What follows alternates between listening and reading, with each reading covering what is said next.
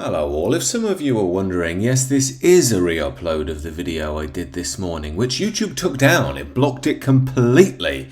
It says I was using copyrighted footage, however, I think it was fair use.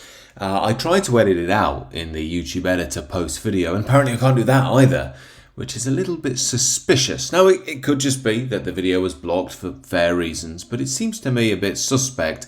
So this is a re-upload of the video this morning that I really want to see how YouTube is going to take it, whether it's going to take this one down as well. Anyway, I think I've removed the offending parts. I've replaced them with the King avatar. Sorry if it's a bit plain. And also, if I disappear for a week after this, you'll know it's because I'm on the naughty step because of YouTube. Other than that, it does allow me to add a little bit more content on the video to freshen it up for those of you who've already seen it as well. Anyway, thanks for your patience. Hello all, I'm sure you woke up this morning delighted to hear that the Lionesses triumphed in the European Cup, beating Spain on penalties apparently.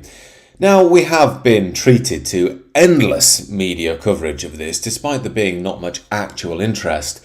And some people say that, look, alright, the women want to play football, fine, but the standard's so poor I'm not just going to watch it. However, I don't even really buy that. For me, sport is a facsimile of war. That's why men like it. It recreates the tactics, the struggle, the challenge, and so on. And when we try and promote women into this role, it's essentially a part of the modern move to try and make women men and men women, and for that reason alone, I've never bought into it. Now, I'm not saying here if I establish my Reich tomorrow, women couldn't play football. I mean, there's always a subsection of highly sporty women, butch women, lesbians, and so on. Fine, if they want to have a kickabout. My point is that if it was left as it is, no one would really pay much attention to it, but the media hammers it because it wants us to think of these women as our national heroes. But given we know the mainstream media push this so very much because it plays into the ideology of globalist liberalism, it does beg the question, has this victory really been a win for England, or is it a win for globalist liberalism?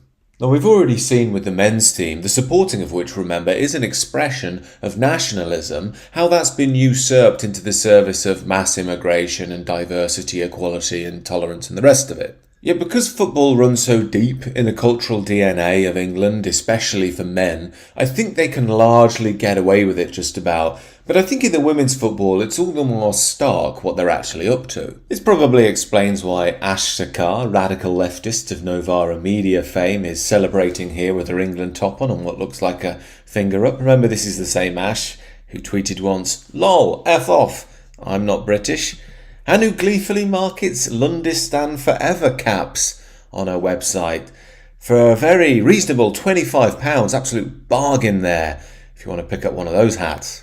We can also see this in the marketing. Here's an advert from Betfred. It seems even the women's game can't escape the scourge of gambling and the degeneracy it brings with it. Sign of the times. But anyway, their advert says, Agyemang, Twi language primarily spoken in Ghana, meaning saviour of the nation or saviour of the country, in reference to Michelle Agyemang, a Ghanaian origin English player.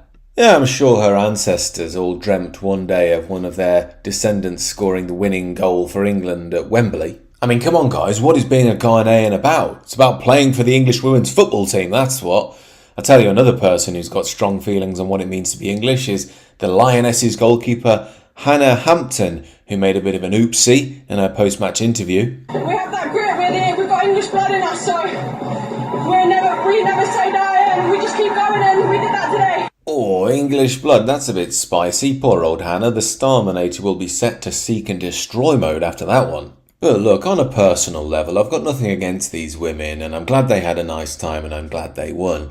But on a political and a cultural level, this is more bad news. It's not a victory for England, as in real England, at all. It's another loss to globalist liberalism that we're going to have to hear about relentlessly now for the next year, every time football is mentioned. But anyway, do let me know what you think down below. Am I a bigoted old dinosaur who needs to get with the times? Come on girls, get stuck in, you go, yeah, come on! Or are you with me and you think it's a load of globalist BS? Do let me know what you think down below. Do consider subscribing to the channel if you're new.